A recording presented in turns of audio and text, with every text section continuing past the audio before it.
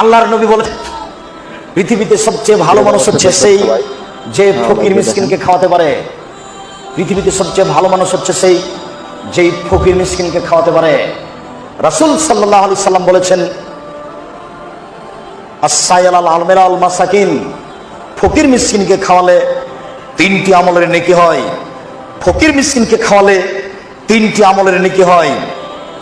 এক, আল্লাহর পথে যুদ্ধ করলে যত নেকি হয় ফকির মিসকিনকে খাওয়ালে তত নেকি হয়। 2, নিয়মিত তাহাজ্জুদ পড়লে যত নেকি হয় ফকির মিসকিনকে খাওয়ালে তত নেকি হয়। 3, নিয়মিত নফল রোজা থাকলে যত নেকি হয় ফকির মিসকিনকে খাওয়ালে তত নেকি হয়। এক আমলে 3 আমল, এক আমলে 3 আমল। আমলটা হলো কি বলেন তো দেখি? ফকির মিসকিনকে খাওয়ানো। বাড়ি যাবেন আর বলবেন এক আমলে 3 আমল, এক আমলে 3 আমল। 3 আমলের 1 নাম্বার, আল্লাহর পথে যুদ্ধ করলে যত নেকি হয় ফকির মিসকিনকে খাওয়ালে তত নেকি হয়। নিয়মিত তাহাজ্জুদ পড়লে যত নেকি হয় ফকির মিসকিনকে খাওয়ালে তত নেকি হয়।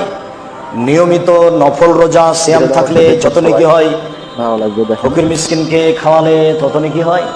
মনে থাকবে না?